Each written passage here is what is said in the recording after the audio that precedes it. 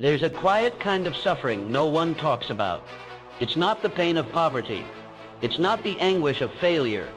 It's the deep, gnawing ache of mediocrity, of watching your life play out like a watered-down version of the story you once imagined. You wake up, do the same things, think the same thoughts, feel the same buried dread. You wonder why the law of attraction hasn't worked for you. You made the vision board, you whispered the affirmations, but deep down, you still feel stuck, small, insignificant, trapped in a life that doesn't reflect the fire inside you. And here's the truth, that fire is dying, slowly. Every ignored dream, every delayed decision, every morning where you scroll instead of build, that's the slow death of potential. You're not lazy, you're not incapable. You've just been hypnotized by the myth that mindset alone will carry you through, that positive thinking is enough. But let's be real, if the law of attraction worked the way it's sold, every hopeful heart would already be wealthy, fulfilled, legendary. You've been told to just visualize when what you needed was a brutal confrontation with your inner weakness. You've been told to align your energy when what you needed was to rewire your identity. So here's the call, stay until the end of this video, because in the final minutes I will hand you a tool, something most never discover, that can rewire your subconscious and permanently shift your magnetic field. But right now I need you to sit with this. You are not here to live an average life, and yet you've accepted average thinking, average energy, average hunger. Why? Because part of you is terrified, not of failure, not even of success, but of regret, of waking up one day 60 years old and realizing you lived the same year over and over again. And maybe the darkest fear of all, that your life never really mattered, that no one felt your presence, that your name will vanish when you do. But buried beneath that fear is a desire so deep it makes your chest ache when you're alone. The desire for legacy, the desire to walk into any room with unshakable presence, the desire to live with such conviction, such fire that even silence becomes your signature. You want self-mastery, you want peace, you want power not over others but over yourself. And I'm telling you, it's possible. The law of attraction is real, but it's not magic. It's a discipline, a frequency you must earn. And right now you're tuned to a frequency of distraction, of doubt, of emotional noise. You want to attract wealth? Become someone who cannot be broken. You want to attract love? Become someone who radiates self-respect. You want to attract destiny? Then stop living like an accident. Here's your wake-up call. The law of attraction doesn't respond to your words. It responds to your identity. And your identity is forged by repetition, by ritual, by emotional clarity under chaos. Until you learn to command your inner world, your outer world will stay chaotic, small, and reactive. This video is not for tourists of success. This is for the builders, the warrior, the ones who are done playing it safe. By the end, you will understand the true secret. Attraction is not a trick, it's a consequence. And the life you crave is already orbiting you. It's just waiting for you to become someone who can hold it. The law of attraction has been diluted into daydreams and wishful quotes. But the real secret, it's not about thinking, it's about tuning. You don't change your life by chasing outcomes. You change your frequency. The shift doesn't begin in the world, it begins in you. And that shift is violent, not soft. It requires the death of your current identity. Not the parts that serve you, but the parts that protect you from becoming more. The law of attraction isn't spiritual fluff. It's a psychological law rooted in discipline, clarity, and emotional force. You don't attract what you want. You attract what you are.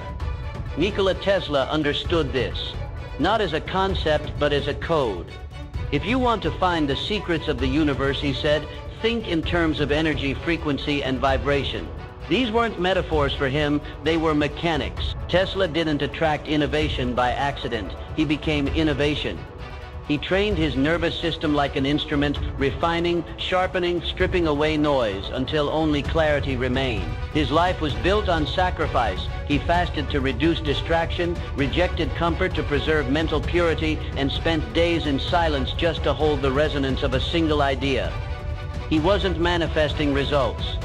He was the result. He aligned every breath, every behavior, every thought to a singular frequency, and the universe, like a tuning fork struck by force, responded. And then there was Leonardo da Vinci, the man who bent space and time through his mind alone. Da Vinci was not just an artist. He was an engineer of thought, a sculptor of inner alignment. He didn't dabble in many fields because he was curious. He commanded mastery because he refused to fragment his attention. Every sketch, every page of his journals, every anatomical study wasn't a project. It was part of a singular obsession, to unify arts, science, motion, and being. That's frequency. That's what the law of attraction really looks like. He didn't try to become a genius. He built himself into one through layers of obsessive clarity, solitude, and relentless focus. Da Vinci's notebooks didn't just contain invention. They held intention. Everything was documented, visualized, studied, layered. He wrote backwards, coded his thoughts, trained himself in mirror logic, not because it was fashionable, but because it sharpened his cognitive frequency. This wasn't manifestation. This was mental sculpting. That's what the shift requires of you, to stop waiting and start shaping. Thomas Edison is another example. He didn't believe in failure. I have not failed. I've just found 10,000 ways that won't work. He didn't manifest success. He forced it into existence through repeated confrontation with reality. Each test that didn't work tuned his belief tighter. Each failed experiment stripped away hesitation. He didn't hope, he moved with relentless consistency. That's the vibration that pulls the future into the present. Tesla tuned his mind through stillness. Da Vinci through elegant obsession. Edison through kinetic repetition. They each unlocked the same law. The outer world bends to the energy of a mind that knows what it is. But if you walk through the world unsure, if you vibrate with doubt, if you second-guess your instincts, if your desires shift with the wind, then the world responds in kind, chaotic, inconsistent, unclear. You attract confusion because you live in confusion. You attract delay because you delay yourself. But the second you sharpen emotionally, mentally, spiritually, the second you commit to becoming someone who cannot be ignored, the world stops ignoring you. That's the shift. That's what they don't teach. They hand you affirmations when what you need is a funeral, an end to the indecisive, diluted half version of you that smiles politely while life passes by. You can't attract greatness while tolerating smallness. You can't radiate power while holding on to powerlessness. And you certainly can't attract purpose while avoiding pain. Greatness costs, and those who attract it have paid in full. So ask yourself, what are you currently a match for? Not what you want, what your energy, actions, and habits actually invite into your life. If you're honest, you'll see the pattern. The low-level friendships, the scattered focus, the underwhelming results. They are not curses, they are consequences. They are perfectly matched to your current state. And here's the breakthrough. If you created this frequency, you can change it. Not by begging the world to give you more, but by becoming someone the world cannot deny. It begins with clarity. Who are you becoming? Not a list, a mission, a desire so consuming it pulls you into action before your mind can interfere. Tesla had it. Da Vinci had it. Edison had it. And if you want the law of attraction to work, truly work, you need it too. Not for a week, not until it's hard, but until it becomes you. Because attraction isn't some mystical trick. It's biological, psychological, spiritual. And when all three layers of you, mind, body, spirit, point in one direction, the world opens. Things shift. Time bends. People respond differently. But that only happens after you change. After you hold a frequency so steady, so relentless, that nothing in your orbit remains the same. That is your task now. Not to wait, not to wonder, but to tune, sharpen, align, become. Let the world keep wishing. Let others hope for miracles. You become the miracle, the signal, the force. You don't attract what you want. You attract what you are. The universe doesn't reward desperation. It responds to conviction. Here's where it stops being a concept and starts becoming a code. Because if you don't train your mind like a weapon, your life will be dictated by emotion, reaction, and noise. The law of attraction responds not to your hopeful peaks, but to your dominant patterns. It doesn't care about what you want once in a while. It reacts to who you are when no one's watching, on the dull days, the uncertain mornings, the nights when doubt presses down like a storm. The truth, attraction is mental warfare, and the battlefield is your focus. Let's make this practical. Your mind as it stands is not neutral. It is pre-programmed by years of repetition. Your parents' beliefs, your society's fears, your own wounded moments.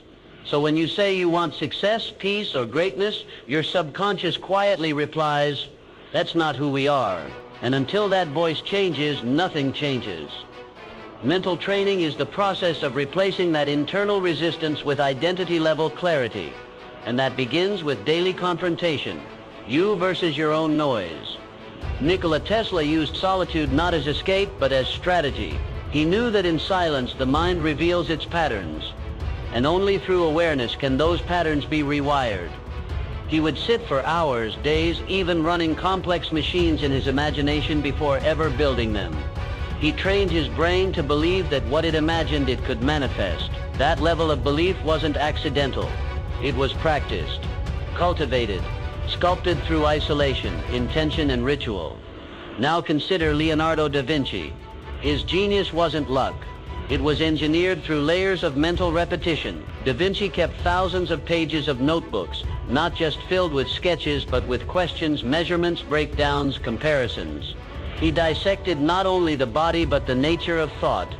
Each entry was a form of repetition, of refined alignment. Mental training to him was a process of layering understanding until insight became instinct. He didn't trust inspiration. He built systems of thought. You want to attract greatness? Then stop waiting for flow and start training for form. Form under pressure. Form in chaos. Form when you don't feel like it. Da Vinci obsessed over motion, how water flows, how birds fly, how light bends, and that obsession was discipline in disguise. He trained himself to see what others miss. That's what attraction really is. Seeing clearly when most are distracted and acting deliberately when others wait for signs. And then there's Edison, the man who turned failure into fuel. When asked if he ever felt like a failure after 10,000 failed experiments, he replied, "I have not failed. I've just found 10,000 ways that won't work." That's mental conditioning at its highest form. Edison didn't just train his mind to endure setbacks, he trained it to transform them. That's the difference between a reactive mind and a trained one. The reactive mind sees defeat. The trained mind sees data. You must learn to do the same. When you wake up tired, when your bank account is low, when your relationships are strained, those are not signs to lower your frequency. Those are invitations to double down, to reinforce belief when the evidence doesn't agree, because that's the real test. Not whether you can visualize the life you want, but whether you can hold the identity that matches it when the world offers no validation. So here's your training. Every morning before the world touches you, before your phone feeds you someone else's dream, you declare, "This is who I am." And you name the version of you that already has the life you want. You speak it, you feel it, you write it, and then you behave like it's already true. This is not fantasy. This is neurological programming. When thought, belief, and emotion combine repeatedly, they form an expectation. An expectation is a magnetic force. Then you reinforce it through ritual. Tesla had silence. Da Vinci had obsessive study. Edison had trial through fire. You, maybe it's movement, or journaling, or fasting, or building when no one notices. Whatever the method, the message is simple. Repetition creates resonance, and the more you reinforce your dominant frequency, the more your life molds to match it. Mental training means building emotional armor before you need it, because pressure doesn't ask for permission. Pain doesn't call ahead, and opportunity won't wait while you gather confidence. You must train daily, relentlessly, quietly, until your mind obeys your will, until your focus no longer fractures, until you don't feel like the highest version of yourself, you are that version by default. This isn't about being prepared. The world won't go easy on you. Your subconscious won't bend easily. Your old identity will scream for safety. So let it scream, and move anyway. Let it resist, and rebuild anyway. Da Vinci didn't draw once and declare mastery. He repeated the human hand thousands of times. Tesla didn't dream once and change history. He obsessed until dreams became designs. Edison didn't try and quit. He tried, tuned, and returned again. You want results? Repeat. You want mastery? Repeat. You want alignment so powerful that reality shifts? Repeat with clarity until the shift happens inside first. Until your rituals are stronger than your moods, your life will stay fragile. You don't manifest what you believe when it's easy. You manifest what you hold on to when it's hard. Power without emotional mastery is self-destruction in slow motion. Because you can train your mind, you can sharpen your goals, you can repeat affirmations until your voice fades. But if you cannot master your state in the middle of chaos, then none of it holds. The law of attraction isn't sustained by clarity alone, it is powered by emotional sovereignty. This is the fourth chamber of transformation, the realm where average people fall and legends rise, And here we return to an eternal truth. Your life is a mirror of your emotional baseline. Look at your days, your responses, your inner weather. Do you remain grounded when things go wrong, or do you dissolve? Do you bend to circumstances or bend them around your inner calm? Emotional mastery is not about feeling better, it's about feeling deliberately. It's about no longer being a hostage to every thought, every person, every disappointment. Because here's the law, you only attract what you can emotionally stabilize. You might visualize abundance, but if the first sign of setback makes you spiral, you're not a match for it. You may crave love, but if you lose your center the moment affection is delayed, you're still ruled by lack, not presence. You attract not from what you want, but from what you can hold in your nervous system under pressure. Let's revisit the masters. Nikola Tesla faced ridicule, bankruptcy, sabotage. J.P. Morgan withdrew funding. Edison undermined him publicly. Yet Tesla kept working, kept dreaming, kept transmitting. Why? Because he had emotional distance from the noise. He had trained detachment, not coldness, but clarity. He didn't chase revenge. He didn't beg for support. He aligned with vision over validation. His emotional field stayed clean. And because of that, his frequency stayed magnetic. Now turn to Leonardo da Vinci, the most curious mind in history, but also one of the most emotionally regulated. His genius wasn't chaotic. It was composed, calculated. His notebooks reflect a mind trained not just in ideas, but in poise. Da Vinci studied not only the structure of bodies, but the movement of storms. He watched chaos without reacting to it. He observed the world not to judge it, but to understand it. That's what made his emotional mastery elite. He remained a student of everything, including himself.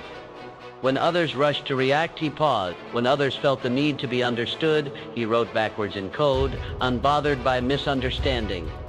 That is emotional power, not needing to be seen to see further. He worked slowly on masterpieces like the Mona Lisa, not because he lacked inspiration, but because he refused to move until the energy aligned. He could hold tension without spilling it. Genius, yes.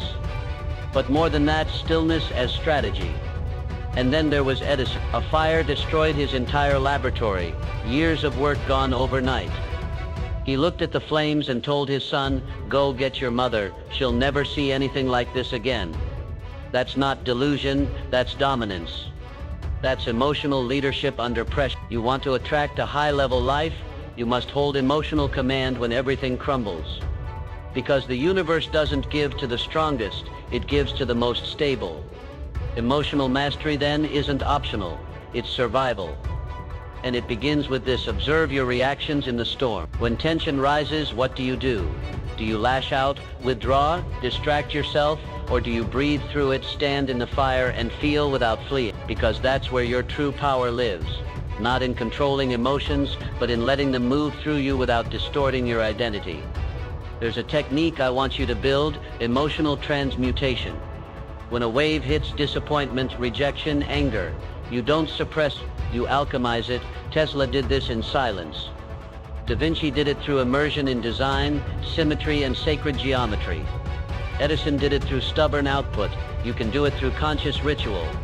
When emotion rises, ask, what action reinforces my highest identity right now? Not the easiest action, not the most reactive, the one that holds your line.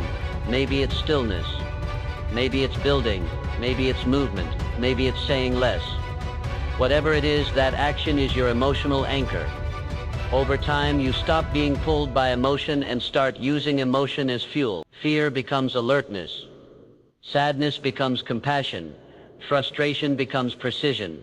This is the highest form of attraction, emotional integrity. But be warned, this isn't easy. The mind rebels. It clings to comfort. It clings to limitation. And that's why emotional training must be non-negotiable. You cannot meditate once and expect peace. You cannot visualize once and expect manifestation. Discipline is the gatekeeper of power.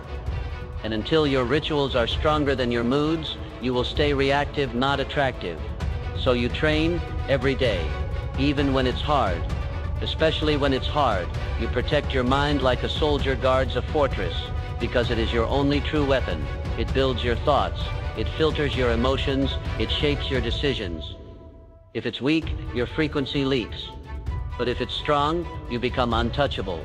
Let others manifest casually. You train with urgency. Let others scroll. You journal. Let others react. You breathe, assess, and respond with clarity. This is emotional sovereignty. This is where the law of attraction becomes law, not theory, not inspiration, but law. Tesla achieved it through isolation, Da Vinci through reflection, Edison through obsession. And now it's your turn, because this isn't about becoming a positive thinker. This is about becoming an emotional warrior, someone who trains their internal state so ruthlessly that life cannot shake them, someone whose belief is so unwavering that the universe must respond. You only attract what you can emotionally stabilize. The universe doesn't give to the strongest, it gives to the most stable. Let's elevate now beyond attraction, beyond manifestation, beyond even mastery. Let's talk about permanence, because one day the applause will fade, the checks will stop feeling urgent, the goals will be met or not, but none of that will matter if you leave nothing behind. This is where the game becomes real. You weren't born to build a life that dies with you. You're here to make your name echo through time, through generations, through the unseen fabric of lives changed by your existence. And if you don't think that matters, you haven't yet tasted real hunger, the hunger for legacy. Legacy thinking begins when you stop asking, what do I want from life? And start asking, what will life remember because of me? Not in ego, not in vanity, but in reverence for this one brutal, beautiful shot at existence. The law of attraction, that was never just about cars, checks, or comfort. It was always about contribution. Because when your energy becomes aligned with service, when your vision becomes bigger than your own survival, your frequency explodes in power. Look at Tesla. He died broke, alone, misunderstood. But listen closely, the world is still catching up to his mind. Wireless energy, earth frequency, remote control. Tesla didn't build for trends. He built for timelessness. His vision wasn't profit, it was permanence. His inventions were blueprints not just of machines, but of mindset. Imagine what no one else sees. Work while they doubt. Leave something behind that outlives the hands that built it. And then there is Leonardo da Vinci, the original architect of legacy thinking. He didn't work to impress his patrons. He worked to impress time itself. Every sketch was a dialogue with the future. Every design, bridges, machines, flying devices wasn't built for immediate use, but for eventual awakening. He knew if he sculpted with enough clarity, if he recorded with enough precision, then centuries later, minds would still feel the vibration of his presence. He wasn't chasing recognition, he was encoding resonance. That's legacy. Da Vinci once wrote, as a well-spent day brings happy sleep, so a well-spent life brings happy death. That's not gloom, that's alignment. That's a man who lived each moment with full presence, because he understood something most never learn. Immortality doesn't come from being known, it comes from being felt through what you leave. That's the final evolution of attraction. Not what you pull in, but what you radiate out that remains. Edison lived this too. His legacy is the modern world. Light, sound, power. You can argue he was relentless, but you cannot argue his presence lives in your home, in your hands, in the socket on your wall. That's what happens when you build with obsession, not just for success, but for the soul of society. So what does legacy thinking do for you? It destroys excuses. It vaporizes delay. When you realize you're not just building for your ego, but for your grandchildren's dignity, everything changes. Your rituals become sacred. Your focus becomes tight. Your need to be liked, approved of, or comforted, it evaporates, because legacy doesn't wait. Legacy demands. You stop showing up to manage energy. You start showing up to deposit impact into your craft, into your work, into the values you teach silently through behavior. That's legacy. Not posts, not applause, but depth, integrity, rituals that no one sees but everyone feels through the results you leave behind. Legacy thinking also clears the fog. It forces you to simplify, to remove noise, to prune your life into precision. Da Vinci didn't paint 1,000 works. He painted few, but each carried eternity. Tesla didn't build everything he imagined, but the pieces he did left a blueprint of the possible. Edison didn't patent for glory. He patented for permanent. That's your invitation now, not to do more, but to do what matters with such force, such truth, such frequency, that the world can't forget you even if it tries. And don't be fooled. Legacy isn't about fame. Legacy is about force of presence. You don't need to be remembered by millions. You only need to matter deeply to one. One life altered because you chose to live deliberately. That one life could raise a new nation of thinkers. That one idea could outlive you by 100 years. That one habit you modeled, waking up early, thinking clearly, building ruthlessly, could become a family trait for generations. So I ask you, what are you really building? What frequency will echo after your voice fades?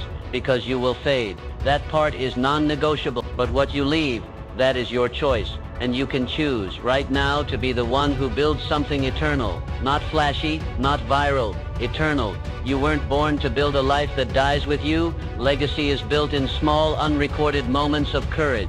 This is the moment the noise fades.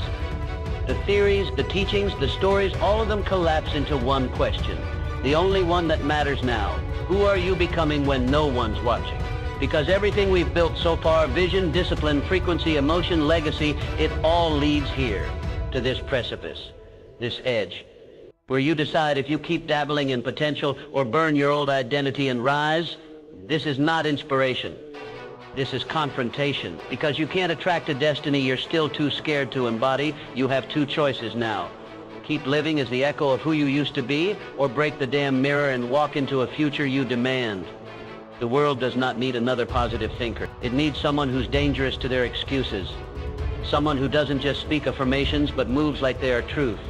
Someone who can feel doubt, fear, and fatigue and still choose discipline over drama, clarity over chaos, purpose over popularity. Tesla wasn't a mystic. He was a soldier of frequency. He tuned his entire being to the future and paid for it with isolation, misunderstanding, and ridicule, and still he moved forward.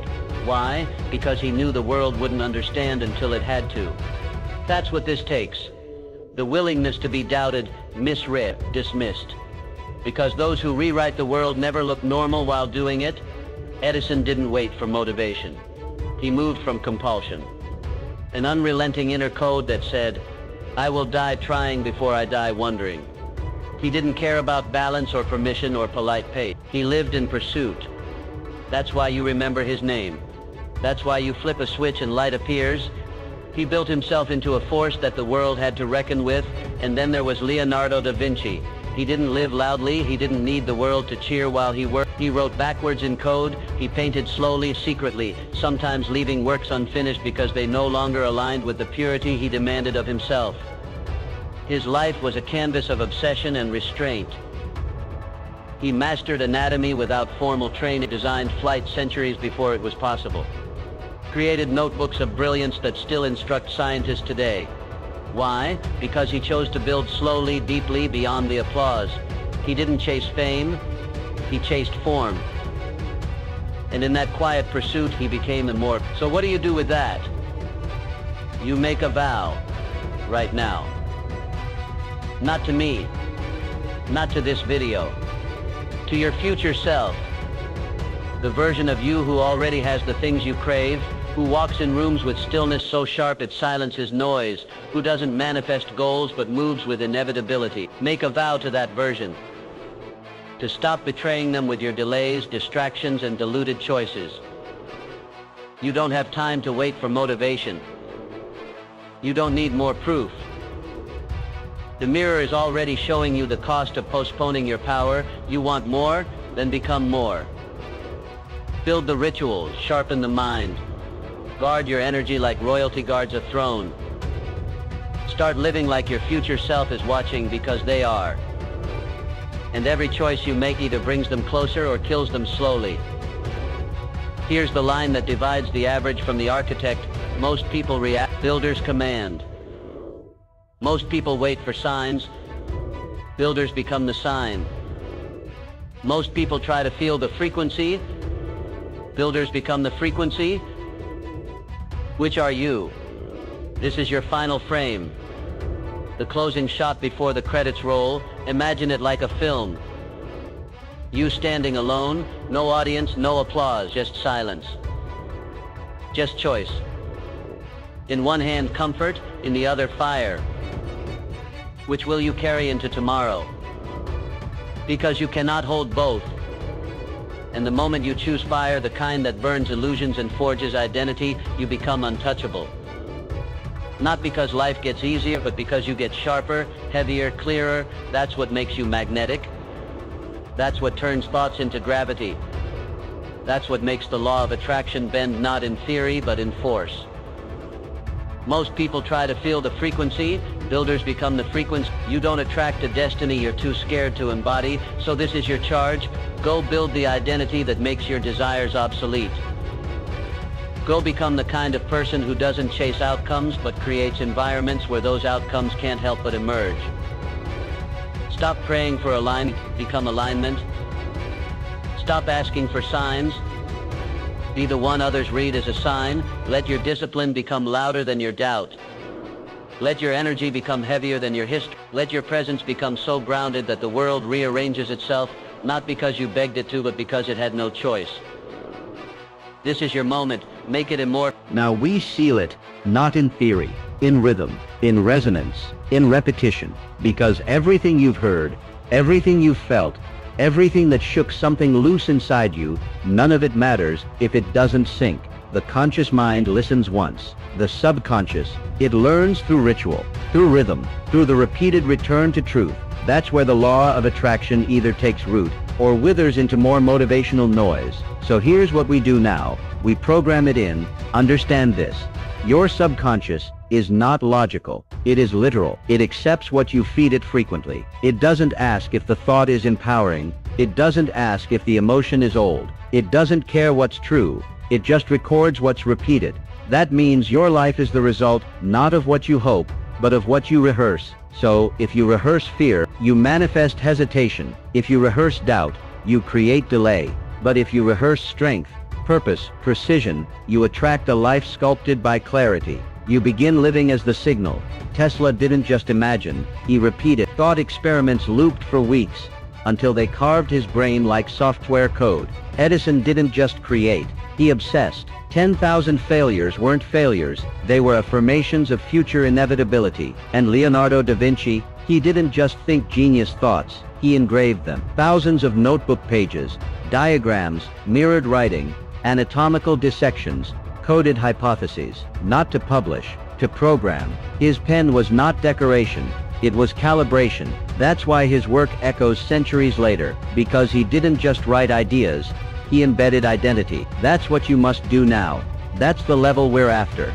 So this is what I want you to do, tonight, and every night for the next 7 days. Before you sleep, play this message again, not with distracted ears, but with intention. Let the words slip past your guard. Let them sink below your daily resistance. Let them rewire the frequency you operate from. Because nighttime is not just rest. It is recalibration. It's when the gate to your subconscious swings wide. And if you feed it the right fire, it begins to burn with your vision. You are not who you were at the start of this video. Not if you felt it. Not if you stayed. Something inside you remembered. Your power, your edge, your responsibility. And now it's time to lock it in. Make this your nightly ritual, like brushing your teeth, but for your identity. Let these words hit your system again, and again and again, until the identity of your future self is not an idea, but a reflex. Until discipline becomes natural, until focus becomes emotional, until presence becomes your signature. Because that's what this has always been about. Not a motivational hit, not an inspiring video, a transmission, a code meant to shake the sleep out of your cells and rebuild your subconscious as a weapon of clarity. You've trained your whole life, knowingly or not, to shrink, to hesitate, to dream softly. Now train yourself to broadcast, to walk like thunder, to speak like direction, to exist like a lighthouse. Unmoving, unmissable, untouchable.